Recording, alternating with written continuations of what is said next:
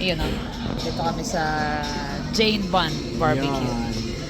Try natin. Wala pa yung dalawa si Emma. Congrats. Canadian. Canadian na. Canadian na siya.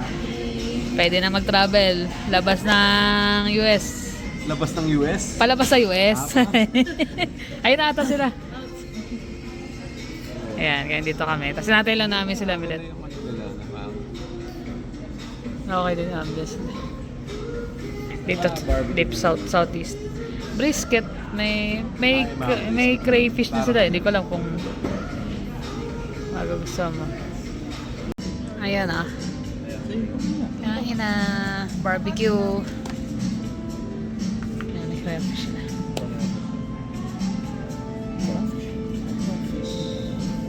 Let's eat!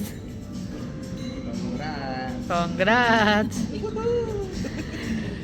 Ay, libre ka sa mga ano may kasi siya mga libre, di ba? Libre dessert daw. Kanu. Sa kanu. Marami. Ayan, nandito tayo sa Hillhurst Community. Hanapin namin si Jonas. Dito siya naka-table eh.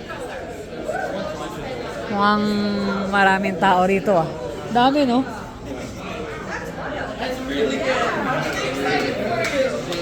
Kasama namin sila. So dito pwesto si Jonas. Hanapin lang namin.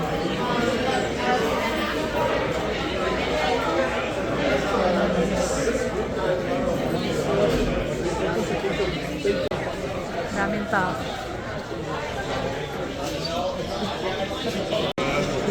Daming tao dito.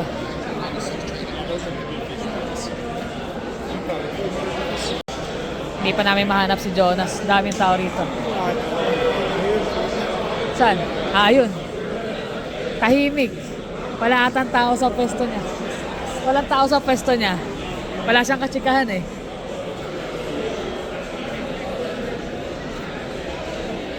Ano? Tahimik? Hindi ka ano busy eh. Wala? Okay na. Walang benta? Meron pa naman. Ayan. Wala yung phone mo. Ano yung phone niya? Ah, may kasama ka? Ah, ito pala yung sa'yo. Tsaka ito. Ito kanya. Magkano table? 80. 80? 80? You're back, friend. Oh, you're back. How much were you? Ayun, hayaan muna namin siya doon.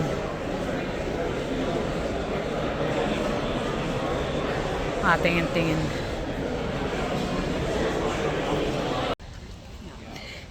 Dito kami lakad-lakad. Wala kami masyadong nakita doon. Puro mga cards lang talaga. Sarap na dito. Hindi naman homeless yung mga tinitira. Hindi naman iba lugar. Eh, may food dito. May puro ano.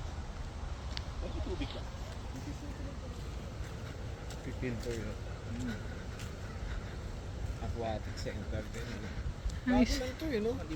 Nagpupunta tayo sa area na to pero hindi natin kasi pinapasok to.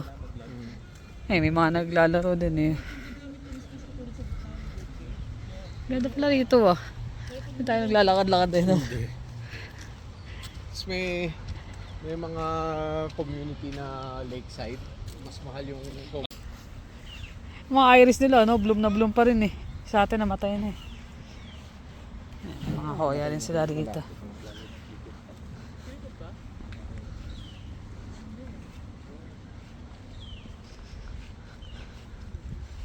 Ganda. Sarap dito. Ang ganda nito, Diro. Ang ganda. Ano din? Alpine Aster. Alpine Aster. Ang ganda.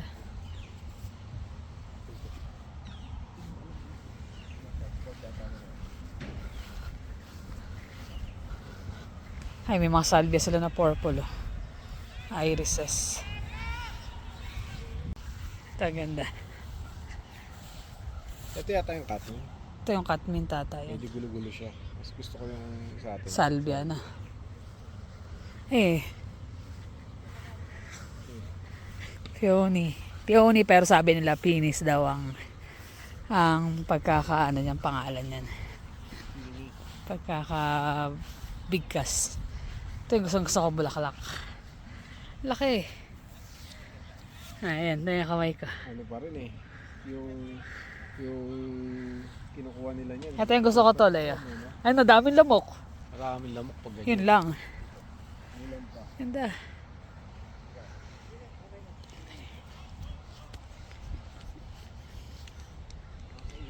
Grabe palang ano. Lamok. Ito, ang gaganda yun. Uy. Ayoko na. Ayaw mo na!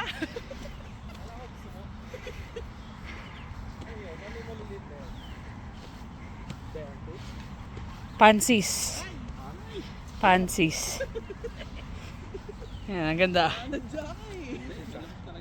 Tara na, grabe na. Sorry. Ang ganda sana pero grabe ang lamok.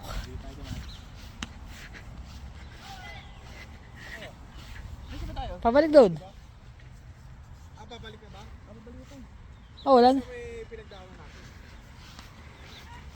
Andito lahat ng lamok. Andun lahat to. Nakapal nung ano. Ganda pa naman sana rito. Kaso yung mga lamok. Mga ano yung kanina po. May ayaw kasi lamokin. Wala So, silang mapapala. Sumusunod yung lamok. Aray ko. Makate. Video po, video. Ayan, ayan. Si Kuya Edgar at si Ate Vilma. Thank you po. Nice to meet you. Nice meeting you. Ayun, dito na kami sa Market Mall.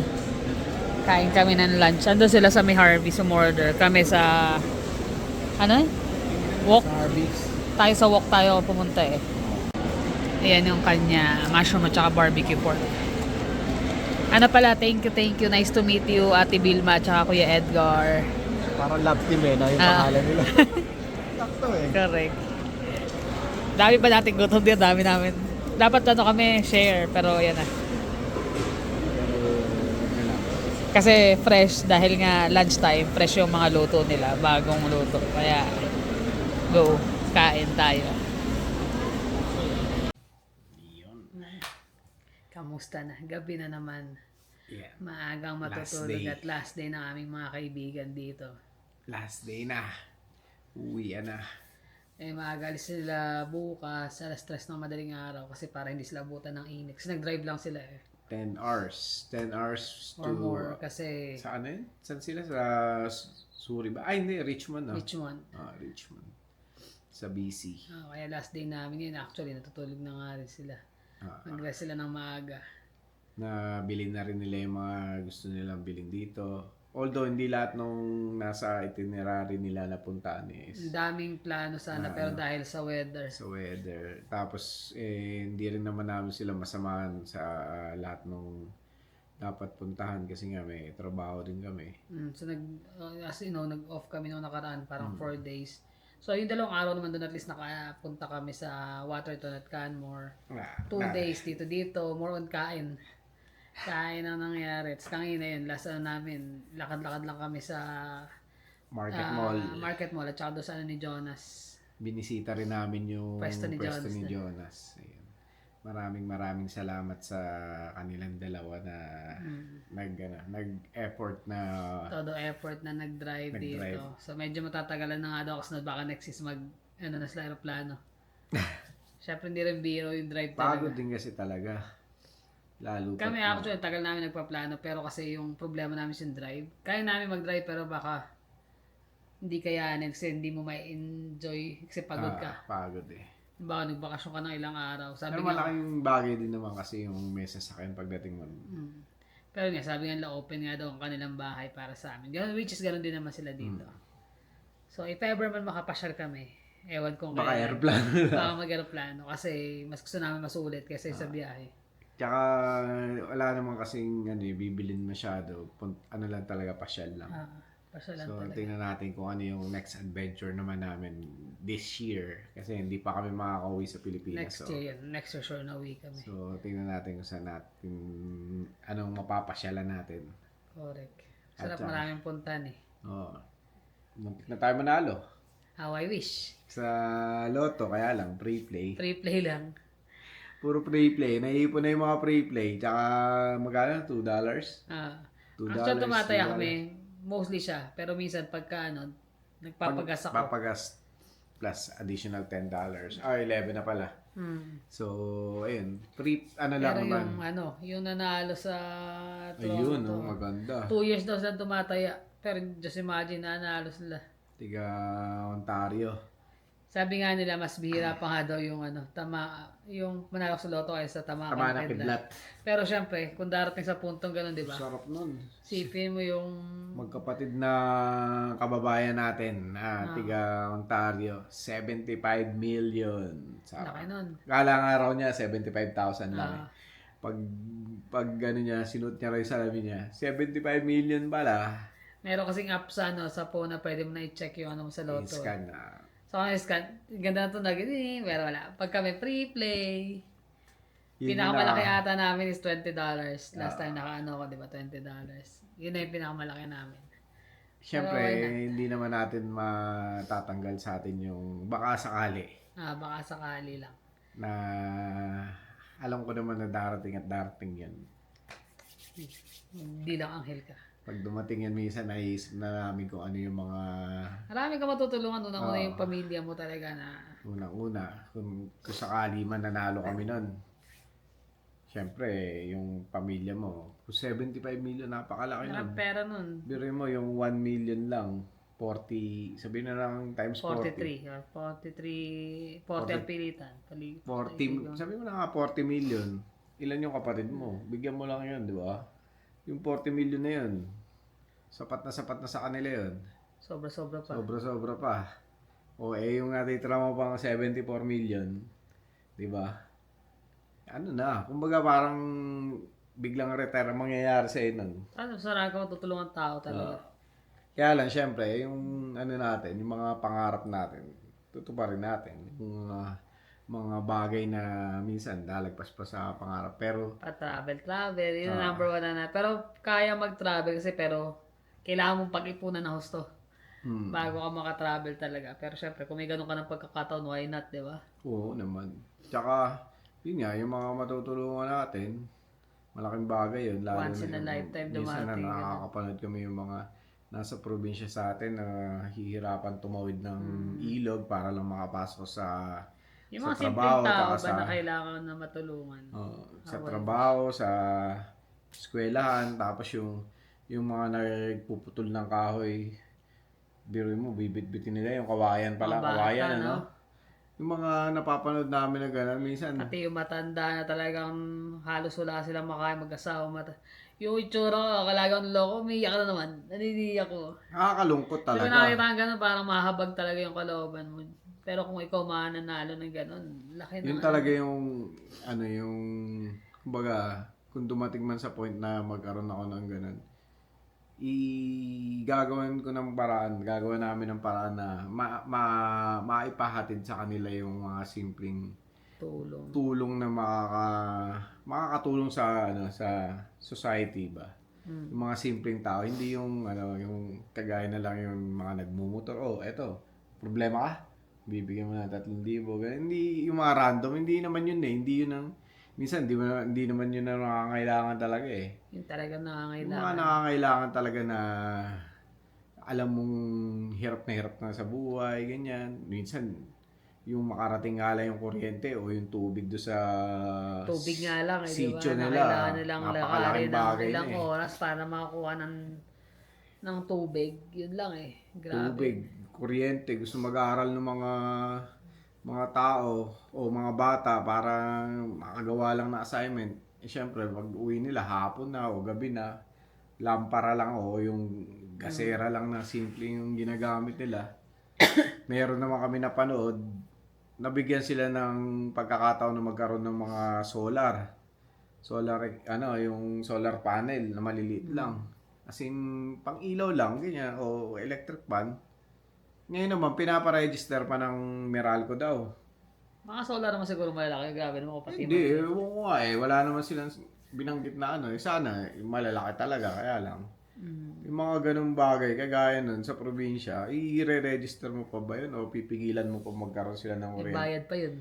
Hindi man lang nga nila maipahatid yung dapat na tulong nila. Marami naman talaga naghihirap. Kahit ako, kunyari, may isang barangay na hindi na nararating ng kuryente. Bakit makikiusap ako sa Meralco or sa kung sino man yung provider do sa probinsya na yun na, palagyan nyo ng poste ito, linyahan nyo. Kung maningil sila, parang hindi na makatao eh. Di bigyan mo na lang sila ng mga solar panel. Eto yung Para libre na. libre na lang. Tapos yung tubig nila, kung wala silang tubig, magpahukay ng diba, tubo para sa pangkalahatan na makakaigib sila lang. Tapos yung motor nila, solar na lang din. Correct. Pero sana nga, manalo tayo sa loto. Yun lang ang unang bagay. Ano lang yun. Sabi mga pangarap lang naman yan. Minsan pag nakakita ka ng ganyan, wow, sarap. Kasi sa edad din namin na yun, na ganito, tapos yung mga hindi naman doon sa pagyayabang, kumbaga medyo malayo-layo na rin yung narating namin. At saka yung mga kagustuhan din namin sa buhay, kagaya ng mga material na bagay, hindi na rin masyado eh. More on yung labas-labas. Pasyal na lang eh, parang gano'n na lang, yung entertainment na lang, bago sa patingin to, ano ba to, parang gano'n. Pero yung gagastos ka, bibili ako ng bagong kotse kasi luma na yun sa akin, bibili ako ng bahay kasi maliit yung bahay namin, dagdagan ko, mas malaki, upgrade. Ano na lang yun eh, para sa amin, luho na lang yun, hindi na essential. Kung saan ka komportable ba, kahit na basta maayos yung bahay, hindi naman kailangan malaki. Basta kung ako, nangangarap nga lang ako tiny house eh. Yung mga napapanood na sa US na mga nasa reels na tiny house. Ako, okay na, happy na ako dito sa bahay namin. Ay, pag wala yung dalawa ito, malaki pa to sa atin. Malaki tatin. Kami, dito lang ang tambay namin lagi sa sala. Dito, kwarto. Sa basement. Sa basement dahil sa mga alaga niya. Ay, nako. Anyway, yun ay mga Congrats sa ating kababayan. Sana, ayun nga, sabi nga niya, pangarap niya raw makapagpatayo ng simbahan at saka makatulong din sa mga kababayan niya doon sa probinsya. Lalo sa pamilya. Naway matupad yung mga yan. Kasi, syempre, ano yan eh. Kumbaga parang, ano mo yan eh, yung sinabi mo sa sarili mo yun eh. Parang kalaban mo yung sarili mo. Hindi mo kailangan ng ganong karaing pera po. Parang sobra-sobra talaga yung marami ka matutulungan. Talaga yung 75 especially million. Yung pamilya. Dito nga lang, buhay na buhay ka na nun. Sobra pa. Sobra pa yun. Invest mo lang iba nun para sure na tumatakbo. Ay nako, yun lang. Kami, pangarap lang naman yan. Pero thank you kami talaga sa mga kaibigan namin yan. From Vancouver. Nagbiyahe pa. Rin kami, nag-enjoy din kami doon sa mga biyahe-biyahe namin sa mga trip. Although medyo kulang dahil nga sa weather. Yun nga. Pero tinry namin na maging yung experience. As much as maging possible. Memorable. So, ayun lang naman guys. Maraming salamat ulit sa inyong panonood. Ingat kayo lagi. See you in the next vlog. Bye.